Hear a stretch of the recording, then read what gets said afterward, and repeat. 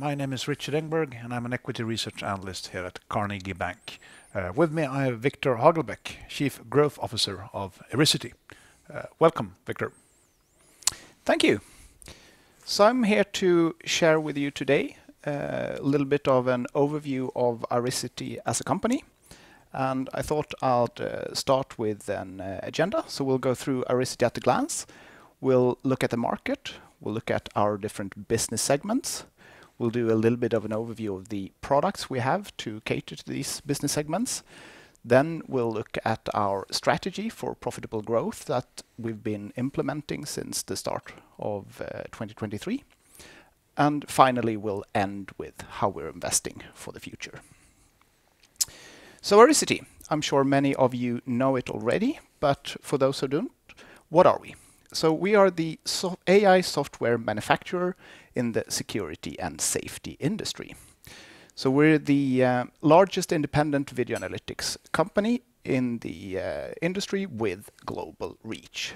We started as a small company out of Chalmers, 2 students that started this in the Chalmers Innovation Fund with the idea that video analytics could transform the security industry. Today we're listed since 2013 on the Nasdaq OMX First North Growth Market. And over the past 18 years, we've grown organically as well as through 3 major acquisitions of Visionists, Agent VI, and Altinus. Right, so why should you invest in Irisity? There are, of course, many great reasons, but I thought I'd focus on a couple. So we have a strong market potential in the security industry and especially in the AI space, and this is confirmed by leading analysts. We have a global footprint, proven technology, we have partners and customers globally, and we have a large install base in general. Finally, if we look at the product side, we have a strong AI with the capability to provide personalized detection capabilities. And that means that we can really cater the solution to the specific need of a certain customer. From the investor and the company perspective, we have a strong focus today on increasing the monthly recurring revenue. So to get improve the cash flow and have a profitable baseline. If we look at some more numbers, so Irisity today has personnel in 12 different locations across the world. We have 3 main development hubs. We have 84 people. Last year, 2023, we did 117 million SEK in net sales, with 4.4 of that being in monthly recurring revenue. And the last figure, 250 monitoring centers that use Irisity, that's actually a key one. So professional security centers actually use Irisity technology today. So we're a company with a strong presence in the market already. So if we go down to the details and look at some more numbers, what is it we really do?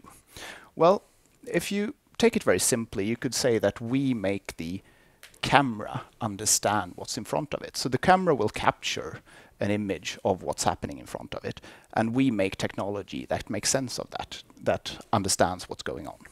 So if you look at a single security camera, similar to everything else, we of course have 86,400 seconds in a day. And to continuously process that every frame, every second, every day, of course, generates an immense amount of data. And there are off-the-shelf technologies, of course, to transform this to alarms. So you can detect motion and you can trigger a small video alarm. And you can see an example of that here from one of our platforms, our alarm filter. So the shaded area here is the bulk of all alarms. So as you can see, you have thousands of incoming alerts per day. Of those, typically less than 10 are relevant. So that begs the question, how would you manage tens of thousands of cameras in a single system with this overload of data? Well, this is exactly where Irisity comes in. So we make sense of this immense array of data, and we present only what's important for the human operator to take action on. what are then the results of this? Well, if we go into the details here and think of our main customer group, the professional SOC, the Professional Security Operations Center or Alarm Central, why do they use our products? Well, we reduce the video that they need to look at. So all the video generated, we typically reduce 99% of that. And that means that they can save 2/3 of the time focusing on more important things. This in turn means that they can guard more security assets, so they can have more customers with the same manpower. And finally, as you saw in the previous slide, we reduce the number of false alarms, or the unimportant things, by 90%. As you saw in the previous slide, it's typically a lot more, but 90% is what we say to our customers. All right, let's move ahead and look a little bit at the market that we operate in. So we are active in the global security surveillance market, and that's valued today at $54 billion. In that market, we operate in the space of AI-based video analytics, valued at $5.6 billion yearly. And the key metric here is that our segment of the market is outgrowing the market that's also growing. But our segment is actually growing at 23% annually, which is huge. So I won't dive into too much the different key market trends and our positioning, but I will say this, that there are a couple of trends. So hybrid solutions that we talk about here, the majority, 2/3 of installations use a hybrid approach. And what does that mean? Well, that means that you have a powerful cloud-based solution, but you do connect cameras and hardware locally. So you have a hybrid between cloud and on-premise deployment. So that's the most common. And that's something that many of our products cater to and that we deliver on daily. The second most popular way to install this type of system is completely on-prem. So if you have a high security facility, you may say that I don't want to connect this to the internet. I want everything running locally on my premises. And that's okay too. We have products for that as well. To finish off the market slide here, this is to show our presence today, and this slide is from Omdia, one of the analysts covering the security market and what's happening there. So with the acquisition of Agent VI that we did in 2022, we're now a significant player across many of the markets across the world. Great. So if we move then into our business segments, what do the customers look like in this market for us? Well, we have a general purpose offering, meaning that we can cater our products to many different types of customer verticals. We focus today on health and elder care, rail and transportation, critical infrastructure, safe and smart cities, government, and education. And if you look at these, and especially if you start looking at the different companies here, you will notice that they are fairly different. So if we took an extreme example from the governmental space, one of the customers that we showcase here is Department of State in the United States. And if you think about this type of customer, a governmental customer in the United States, they of course have extreme requirements on compliance, on how to install, that it needs to be air-gapped, that it needs to be high availability, that it needs to handle complex requirement, IT security, usage requirements. So that's really the top end in the industry, and something we deliver with our top product. If you go to the other end of the spectrum, we can look at education, for example, where one of our major customers here in Sweden is the city of Gothenburg, where we deliver a school surveillance solution. And here we actually have solutions that can cater to a single school. Maybe they only have 20 or 50 cameras, and maybe we don't provide any longer a big software platform, but we rather provide security as a service, meaning that we package our own software platform to a service offering directly to the customer. So they get the data they need, they get the response they need, we dispatch the guard when needed, end to end. They don't need to care about the software, we deliver it as a service to them. And then we of course have everything in between. So if we take these customer verticals and we kind of segment it to show our view of the market today. We have three major segments. So we have solutions at the very top. That's the Department of State kind of customers. We have products which cater to the mid-market, professional mid-market segment. And then at the bottom, we have services. So both services as software as a service, meaning a cloud platform typically, or security as a service, which is the school case I talked about a second ago, so where we provide a service rather than a software platform. And the icons you see here, they will return later in the presentation, but they talk about our different platform offerings. So at the top, we have Iris Plus Enterprise. Then we have the Iris Plus Professional, Iris Plus Central Monitoring, and our alarm filtering solution. So if we look at the very top, the solution space, that's characterized by a high complexity, but also a high channel count. Quite few channels if you look at the entire market, but still a very important piece of the market for us, and this makes up 55% of our total revenue. Moving down to the product space, here we talk about professional on-premise, on-site installations where we basically ship analytics in a box.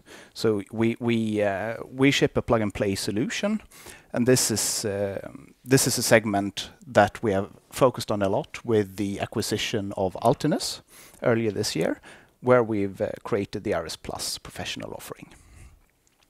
Moving down then to the services segment, here we're talking about a cloud-first approach. So this is based on our cloud offerings, and we have a fairly low channel price, but on the upside we have many channels, and it's also focused on recurring revenue. So in this sector, the norm is that we talk about a monthly recurring revenue contract.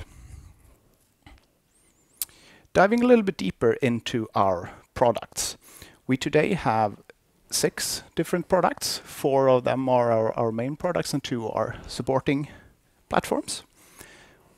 I showed them a little bit earlier, but if we dive a little bit deeper, in the top left we have Iris Plus Enterprise. That's our most capable platform, the type of platform we would deliver to Department of State and such customers. It supports a hybrid approach in deployment and also a fully on-premise solution. You can see here an example where we do a powerful filtering for what we want to detect, and where you can add personalized AI, so you cater the detections to exactly what you need. The latest addition to our offerings is in the professional mid-market segment with Iris Plus Professional. Here we can also do highly complex installations and use cases, so the customer can get free text search capabilities. So they can actually search for things that we haven't specifically trained our platform to. And this is completely new in the industry and extremely powerful. Then we have the central monitoring offering and also the alarm filter. And here we're in the services space. So we cater to professional security companies, think Securitas or G4S, or independent alarm centrals. Here in Sweden we have SOS Alarm, and there are many internationally. Then we have finally 2 supporting platforms, so the Irisity planning application, where you can design and lay out your security site before you install it to know what you need. And finally the operator portal, which is focused on operator handling. So in a security team, you have operators that receive video alarms. They need a platform to manage all these alarms. Great, so let's move into the strategy for profitable growth. So for us, we have 5 steps to achieve profitability, which is the main goal for us right now. I'll go through them quickly, one by one. So commercially focused leadership for our growth, that started with Kevin Marrier taking over as the CEO last year. And it has shown results in a strong net sales growth of 34% from 2022 to 2023. We have our mid-market segment that we're focusing on to grow that for 2025 with the acquisition of Altinus and bringing forward the Iris Plus Professional product. Our third initiative is to streamline, so to make our own organization more cost efficient. And this has already shown results in 2024 with 10 million savings in personnel cost, and will continue throughout 2025 with 33 million savings compared to 2024. And this actually includes the Altinus acquisition and personnel. So this is huge from a profitability standpoint. Our fourth initiative is about monthly recurring revenue, so to create the baseline, a stable baseline for the company. And this comes in three major initiatives. One is to grow the Iris Plus central monitoring, so professional alarm central in the services segment. The second one is to expand security as a service to enterprise customers, so to take the same concept but apply it on a different customer group. And the third is to increase the software upgrade plan pricing, and also to focus on that. And software upgrade, so when you buy a perpetual license, you buy a lifetime license. We want you, of course, to keep this fresh. We want you to keep updating this, and that's where the software update plan comes in. The fifth initiative is to use the power of generative AI to increase customer fit and scalability. And what does this mean? Well, we have a lot of great technology. We have a lot of great engineers, PhDs that are focused on this space. But I think more than anything else, when a customer chooses Irisity, what they actually get is our expertise. They get the help from someone that's been in the industry for a long time, and we can recommend to them, what platform do you want? What platform do you need? What technology do you need? Do you need the latest and greatest? Do you need something that's stable, that works all the time? Do you want configurability? Do you want ease of use? And that's where we come in. But rest assured that we use the latest technology available to really stand out in the industry. And finally, let me close off with how we are investing in the future. So we have 4 initiatives. The first one is the Iris Plus Enterprise platform that started in 2022. That is expected to give 5% growth in 2025. We have the geo and partner focus as the second one, with an expected 10% growth. We have the Iris Plus central monitoring and alarm filter products, so focusing on the MRR, with an expected 5% growth. And finally, we have the Altinus acquisition and our focus on the mid-market, professional mid-market segment, with an expected 10% growth. And this shows a fairly clear roadmap for us for 2025. That's it from me. So, thank you, Victor. And I prepared a number of questions. My first question is, earlier this year, it was released by the government that will change the requirements and permits for surveillance cameras in Sweden. Mm-hmm. How do you think that will affect your business? Excellent question. So as many of you know, Sweden, and especially municipalities and schools in Sweden, is a very important customer group for us. And this group has been hindered, I would say, quite a lot by both our Swedish camera legislation and also GDPR. And now towards the summer of 2025, we expect a new legislation that will loosen this quite a bit. And we see this as extremely positive, and we have several customers in this segment that's already gearing up. So they're preparing to this. And what it means more concretely is that they will have the possibility to install more cameras. They will have the possibility to use cameras for more security and safety use cases in the schools than was possible before. And this is, of course, a big growth driver for us. So before, basically, you have to apply for permit, and these permits could take quite some time, as I understand it. Absolutely, and I think it's also fair to say that the authorities that gave the permits were fairly restrictive. So it's also a change in how cameras are allowed to use. So it's not only permitting; it's also that you can use it in more situations than before. Okay, great. And in your last quarterly report, you reported that you had a pipeline of 180 million, growing from the second quarter of this year. So, what do you think is the key to executing on this pipeline going forward?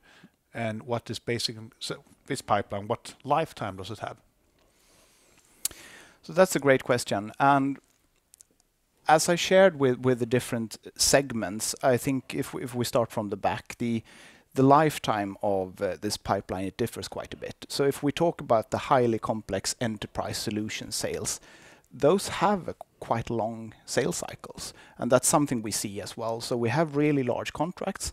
It's so large, in fact, that it can affect, make or break a single quarter sale if it comes in one quarter, if it comes in the next. And the sales cycles are long. We often talk about 1 or maybe 2 or 3 years from start to finish. And this is one of the reasons, of course, why we chose to acquire Altinus, to go into the professional mid-market segment where the sales cycles are a lot shorter. So we hope that this will mean that we can quicker take this pipeline to cash. Okay, great. And you have structured your R&D work in a new way since you acquired Altinus. Can you please just briefly describe what the difference is in R&D and what results you have seen from these projects? Absolutely. So before the Altinus acquisition, we worked as one big global R&D team, and we tried to have one or a few platforms that would cater to every customer segment. So every customer, from Department of State at the very top to a small school in Sweden, would be served by the same technology platform, by the same support team, by the same R&D team. And what we've realized is that this is not really the most efficient way of doing it. So instead, now we're focusing not only R&D, but also our services organization towards these specific business segments. So the solution sale is now and going forward driven through our Israel R&D hub in Tel Aviv. So they focus on the Iris Plus Enterprise platform. The mid-market segment is taken care of by our team in Budapest in Hungary. And the services segment is taken care of by our headquarters in Gothenburg. And this gives us the possibility to really focus and hone in our products and tune our offerings to that specific customer segment. And we think that's really important for the future to come closer to the customer. Okay, and have you seen any results in terms of new products yet from this new way to work? Absolutely. So I mean, we have had several product launches already. So Altinus, that acquisition, we quite quickly, within 3 months after closing the acquisition, we released our new Iris Plus Pro product. And within a quarter from that, we actually had a first paying customer. So I mean, that's really a success story for that. But we can see the same thing in the central monitoring in the services space, that we've launched a brand new product, our alarm filtering, to cater to the kind of entry-level segment. And we already see very positive customer feedback from that. Okay, great. Victor, thank you for taking your time here at Carnegie, and thank you everyone for listening. Great. Thank you very much.